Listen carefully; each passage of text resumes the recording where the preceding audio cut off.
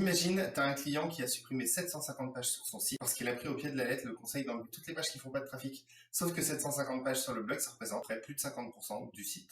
Et là, il y a un gros problème. Alors, je vais te montrer en 30 secondes ce que je fais pour résoudre ce problème et comment on va y aller étape par étape. Dans un premier temps, je vais exporter toutes les 404 sorties de la Search Console pour en faire un tableur Excel. À partir de là, je vais simplement toutes les pointer une par une et définir si ça doit être des pages en 301 vers une page existante, si ça doit être des pages mises en 410 ou si ça doit être des pages remises en 200, c'est-à-dire mise en ligne, et quelle optimisation il va falloir faire. Pourquoi je fais ça? Simplement parce que laisser des tonnes de 404 sur un site, c'est une très mauvaise idée. Google va régulièrement repasser dessus, tu vas voir que ton site va globalement perdre en performance, peut-être revenir plus tard, mais on n'a pas le temps d'attendre. Je te donne un exemple, Grand Prix de Monaco, F1, à chaque pilote son traitement, c'est vraiment un truc qui n'a aucun intérêt, qui avait une durée très faible, on est sur du blogging qui sert pas à grand chose, qui a pas de mots-clés, donc ça part en 410. Par contre, supprimer une super page, le cycle des cheveux, qui était positionné sur plus de 320 mots-clés, dont des mots-clés comme en combien de temps poussent les cheveux. Dans ce cas-là, je vais simplement vérifier sur quel mot-clé était placée cette page. Je vais choisir mon mot-clé principal et je vais me cantonner à un seul mot-clé et je vais me faire une petite note comme quoi cette page doit être optimisée pour ce mot-clé. Et bien sûr, je vais noter dans mon petit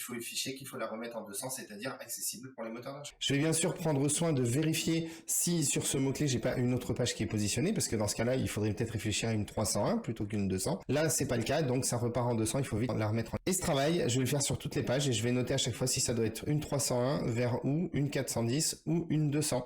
Et si c'est une 200, est-ce qu'on la laisse comme elle est actuellement? Est-ce qu'il faut lui refaire une petite optimisation, c'est-à-dire petite modification, titre, sous-titre, H1, etc. Ou est-ce qu'il faut vraiment reprendre complètement le contenu parce qu'on est complètement à la ramasse au niveau du sujet? Ça veut dire quoi? Ça veut dire simplement, imaginons qu'une page, elle est placée sur des super mots-clés, mais 30e, 40e position, c'est-à-dire qu'on est hors sujet pour être dans le top 10. Dans ce cas-là, on note exactement sur quel sujet il faut être et on essaie de la replacer en top 10. Je te donne un exemple concret, une page cou et décolleté, nos solutions contre le vieillissement de la peau. C'est une page qui est pas mal parce que clairement, elle a la possibilité de se placer sur des mots-clés comme pli dans le cou, vieillissement de la peau du cou. C'est vraiment des requêtes qui sont importantes quand on fait de la médecine esthétique. Mais par contre, la page n'est pas assez optimisée pour se placer sur des bons mots-clés. Dans ce cas précis, je me fais une note, c'est-à-dire qu'il faut qu'elle soit en 200, mais il faut qu'elle soit optimisée sur pli dans le cou, vieillissement de la peau du cou. Et dans ce cas-là, on va donner les instructions au rédacteur pour refaire cette page. Après, il y a aussi évidemment une question de vitesse, c'est-à-dire comment on va faire pour exécuter tout ça, parce que je vais me retrouver peut-être avec 70-80 pages en 200 à devoir remettre et réécrire. Cas numéro 1, la page était déjà pas trop mal positionnée, on n'y touche pas, on va simplement la repusher dans la Search Console.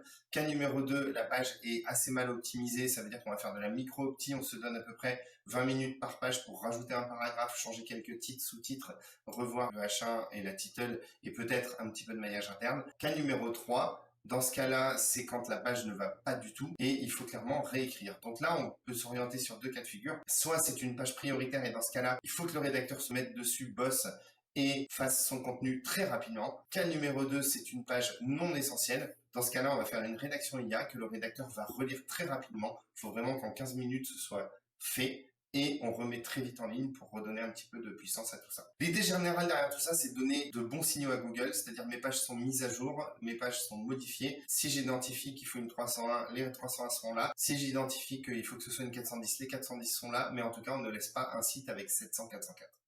Allez, je te laisse. N'hésite pas à t'abonner si tu aimes ce genre de micro-tuto sur le SEO directement sur TikTok en moins de 3 minutes.